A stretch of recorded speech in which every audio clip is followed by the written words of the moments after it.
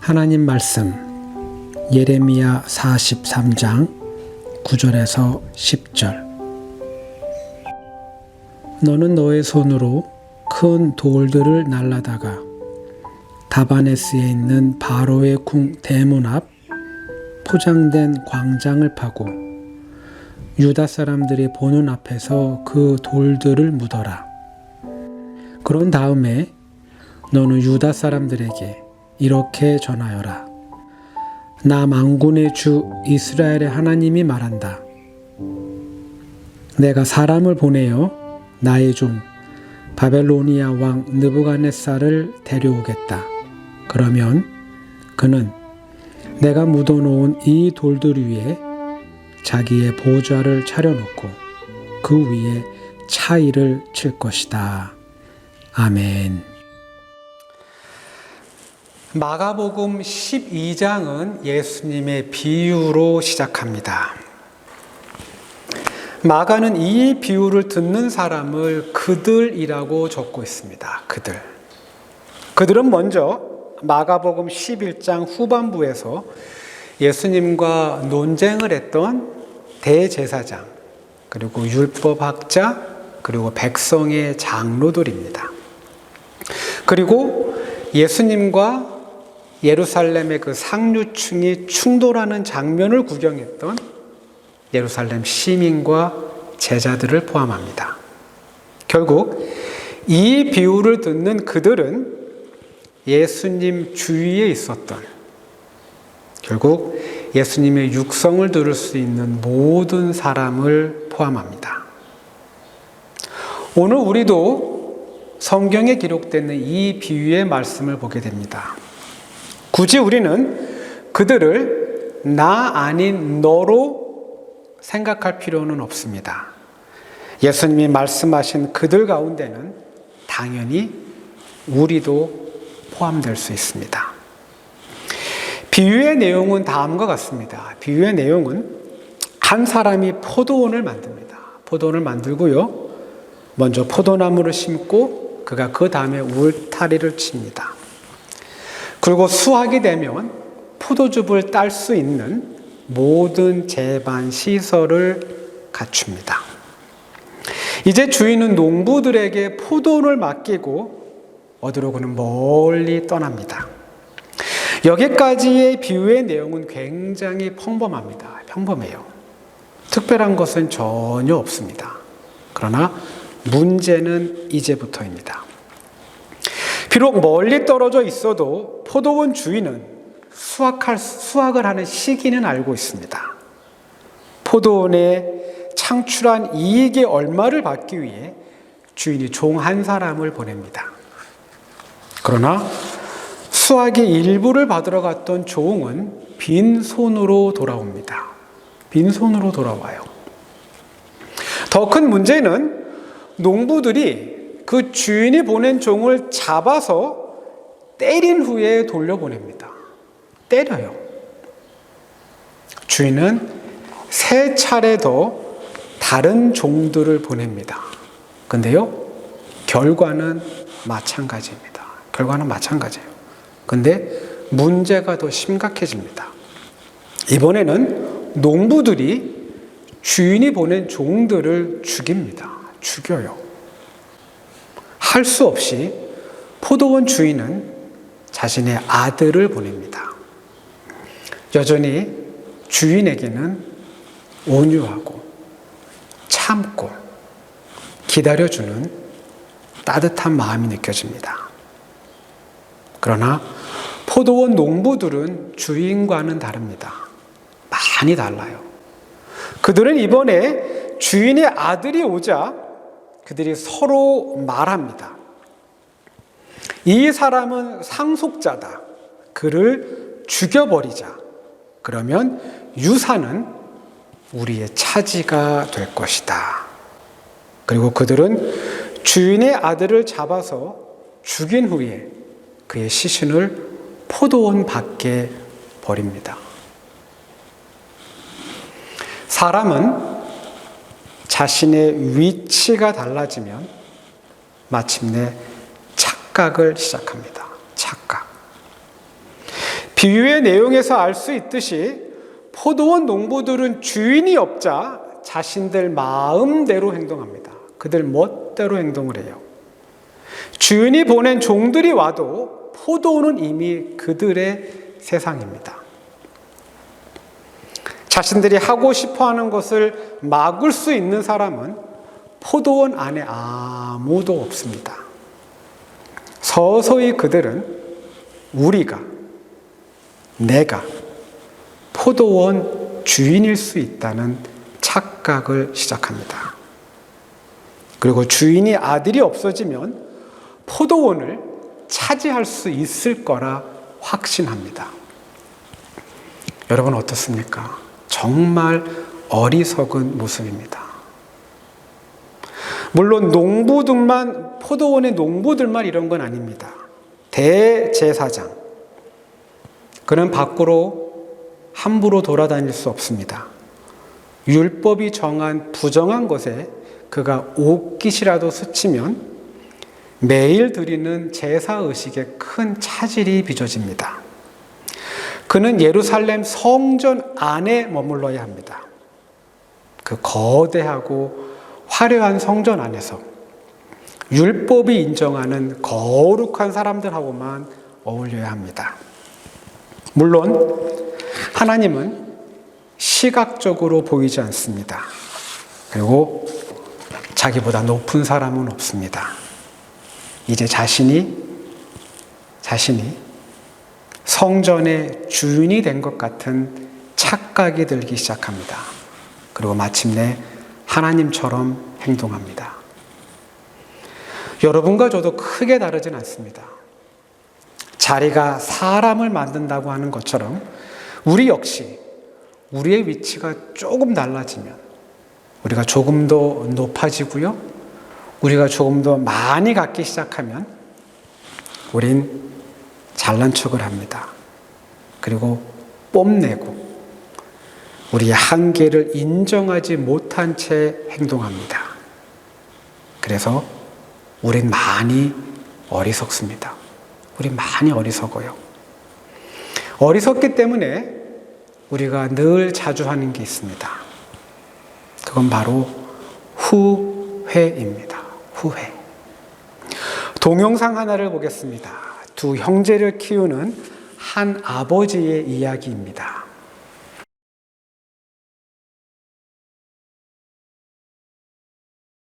유튜브에 올라온 이 동영상의 제목은요, 프로 골퍼를 꿈꾸는 형제를 위해 집도 직업도 포기한 아버지입니다. 보시면 풀 영상을 볼 수 있습니다. 두 아이들을 입히고 먹이고 돌보면서 학교에 보낼 수는 있습니다. 그러나 골프를 시킬 수 있는 형편은 안 됩니다.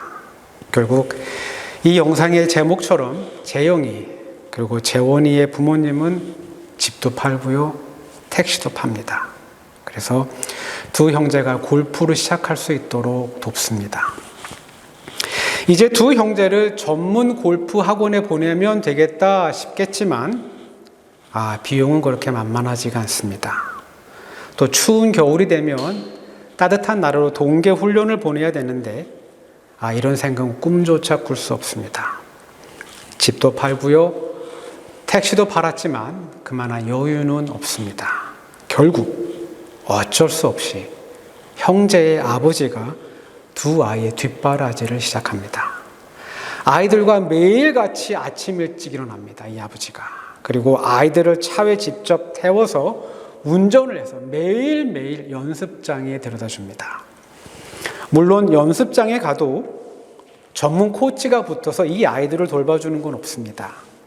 이 아버지가 아이들 뒤에서 혹은 옆에서 이분의 작은 핸드폰으로 동영상을 찍고 그 영상을 함께 보면서 스윙 폼을 조금씩 바꾸는 것뿐입니다. 영상을 보는 동안 재원의 아버지가 2번 우는 장면이 나옵니다. 이분이 2번 울어요. 첫 번째는 큰아들 재영이가 골프를 하겠다고 하자 아버지가 우리 가정 형편은 불가능해, 하지 마 라고 말립니다. 그때 아들이 말합니다. 아빠는 왜 내가 꿈꾸는 것만 못하게 해. 이 소리가 아버지의 심장에 박히고 그리고 아버지의 울음을 터뜨립니다. 그리고 그가 가지고 있는 모든 걸 쏟아붓게 만듭니다. 아버지가 이미 말했듯이 자신이 모든 걸 준 아이들이 프로 골프 선수가 되지 못해도 상관없습니다. 왜냐하면 그는 자식의 꿈을 지켜준 아버지로 남을 수 있기 때문입니다. 아버지의 울음은 한 번 더 있습니다. 두 형제가 시합에 나갔는데요. 경기 결과가 그렇게 좋지 못합니다. 특히 큰아들 재영이에게는 그가 해서는 안 되는 말을 합니다. 발로 차도 그거보다는 낫겠다. 여러분, 골프를 발로 하는 사람은 없습니다. 발로 할 수 없어요. 아버지도 알고 있습니다. 만약 발로 한다면 경기 결과는 엉망이 된다는 걸. 결국 아버지는 필요한 것을 지원해 주지 못한 자신에게 더 큰 잘못이 있다는 걸 느낍니다. 그리고 아들에게 상처를 준 것이 너무 미안합니다. 후회가 옵니다. 근데요, 돌이킬 수는 없습니다. 이제 아버지는 숨이 막히는 울음을 터뜨립니다. 여러분, 우리가 할 수 있는 후회는 두 종류가 있습니다. 우리가 할 수 있는 후회는 두 종류가 있어요. 후회를 합니다. 그리고 굳은 결심을 하고요. 다시는 그런 후회를 하지 않기 위해 새로운 출발을 시작해 보는 겁니다. 그러나 어떤 경우는 후회만 합니다. 후회. 할 수 있는 건 아무것도 없습니다. 후회를 해도 늦은 경우입니다. 늦은 경우. 예를 들면 이겁니다. 만약 재원이의 아버지가 영상에 나오는 모습과는 반대로 아이들이 골프를 하겠다는 이야기를 듣고 그가 아무것도 하지 않는 겁니다. 아무것도 해주지 않는 거예요. 돈이 없다는 이유를 댑니다. 그리고 아빠한테는 시간이 없다는 핑계를 대고요. 아무것도 해주지 않는 겁니다. 시간이 흐릅니다. 아이들이 다 자란 후에 이 아버지에는 후회가 하나 남을 겁니다. 아버지가 되어서, 아버지로서 자신의 아이들의 꿈을 돕지 못했다는 건 깊은 후회로 남을 겁니다. 그러나 할 수 있는 건 아무것도 없습니다. 후회만 할 뿐입니다. 20년 넘게 담배를 피웁니다. 장기침이 심해 병원에 갔는데 검사를 받고 보니 폐에 5cm 크기의 종양이 발견됩니다. 이 비정상적인 세포들은 간과 척추 그리고 골반에 이미 퍼진 상태입니다. 의사가 얘기합니다. 고통을 줄이는 것 외에는 아무런 방법이 없습니다. 우연히 마약을 접합니다. 한 번으로 끝날 줄 알았는데 처음 예상과는 달리 계속 빠져듭니다. 쾌락과 행복 호르몬이라 불리는 도파민이 한 번도 경험해보지 못한 엄청난 양으로 대뇌에 분비되기 때문입니다. 이제 평범한 일상은 지루함으로 가득합니다. 암이 온몸에 퍼져 3개월밖에 살 수 없다는 이야기를 듣는 순간 비정상적인 호르몬의 증가로 뇌의 구조와 기능이 이제 완전히 망가졌다는 이야기를 듣는 순간 우리는 느낄 수 있습니다. 아무리 뼈아픈 후회를 해도 결과를 뒤집을 수 있는 방법은, 우리의 삶을 돌이킬 수 있는 방법은 아무것도 없다는 것을.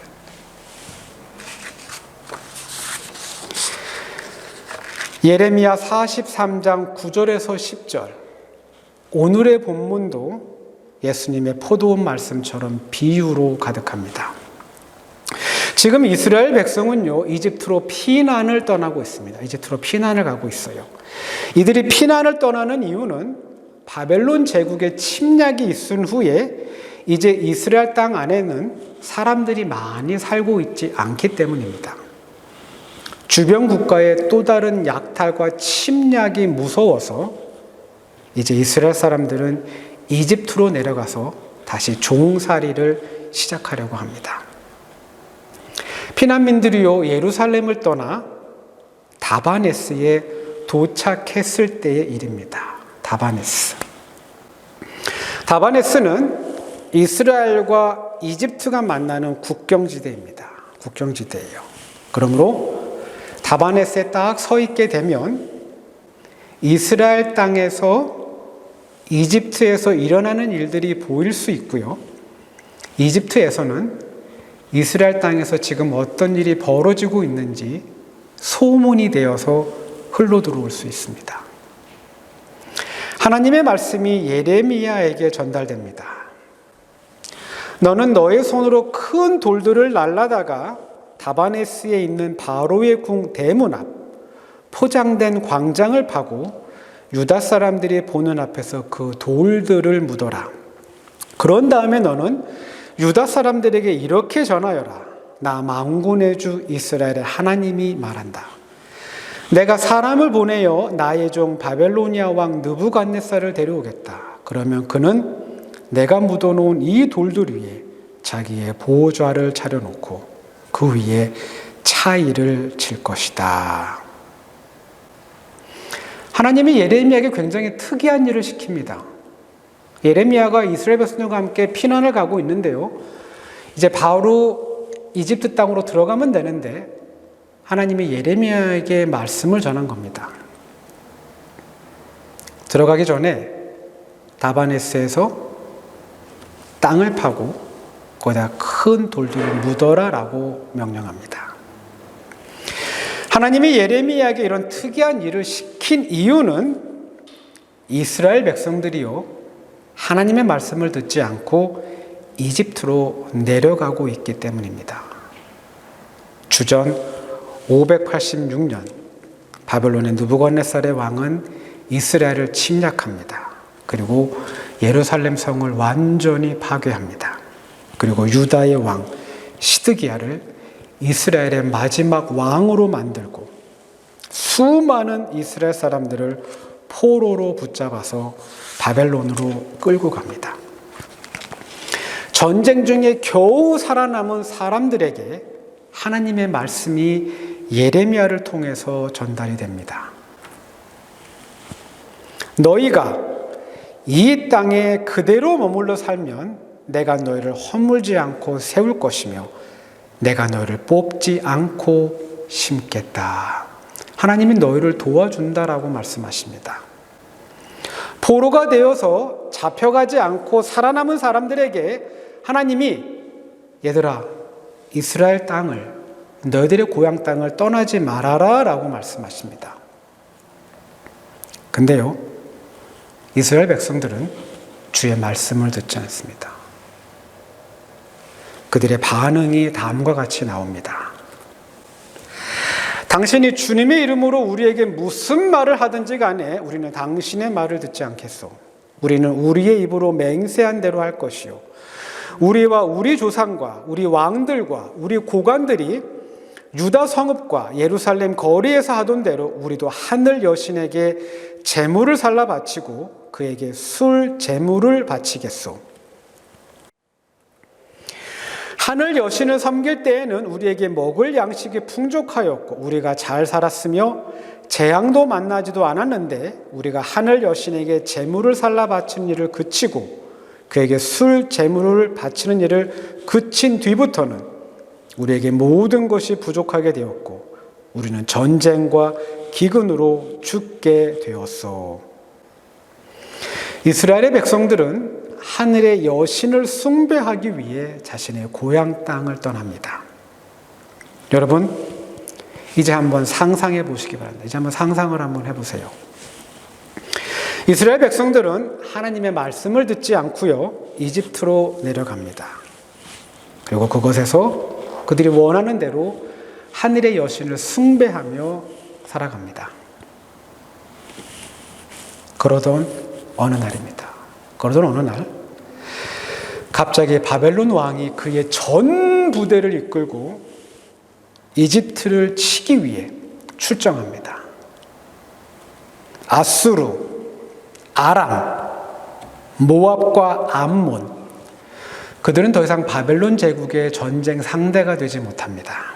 이미 텅 비어 있는 땅, 이스라엘을 그대로 통과한 후에 이집트와 이스라엘의 국경지대인 다바나스에 도착합니다. 예레미야 43장 11절과 12절, 이미 전쟁의 결과는 기록되어 있습니다. 그가 와서 이집트 땅을 치면 연병에 걸려 죽을 자는 연병에 걸려 죽고, 포로로 끌려갈 자는 포로로 끌려가고, 칼에 맞아 죽을 자는 칼에 맞아 죽을 것이다. 그리고 그는 이집트의 신전들의 불을 놓아서 신상들을 태우거나 전리품으로 가져갈 것이다.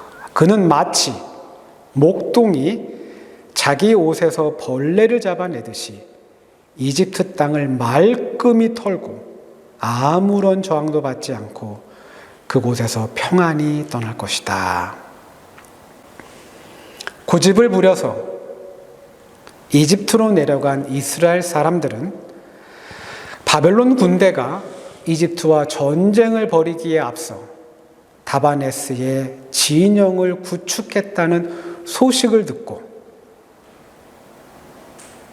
더구나 바벨론 왕의 천막이, 그 왕의 천막이 예레미야가 묻어둔 돌들 위에 웅장하게 세워졌다는 소식을 듣는 순간 그들은 후회할 겁니다.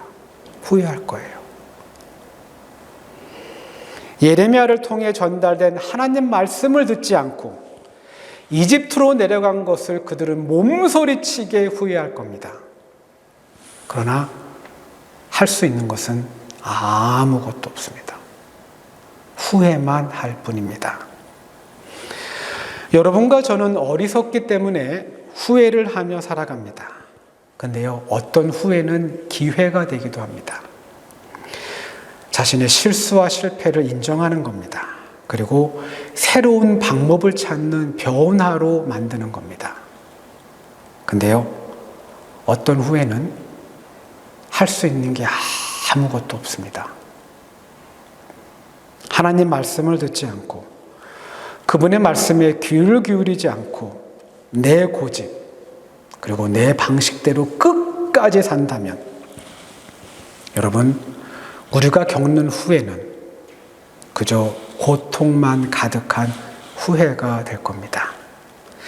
하나님 말씀에 순종하고 그분의 말씀을 의지하면서 여러분과 저는 하루하루를 살아야 합니다. 이렇게 살 때 후회가 없는, 안타까움과 절망이 없는, 어려움은 있을 수 있습니다. 그러나 희망이 있는 삶을 살 수 있습니다. 기도합니다.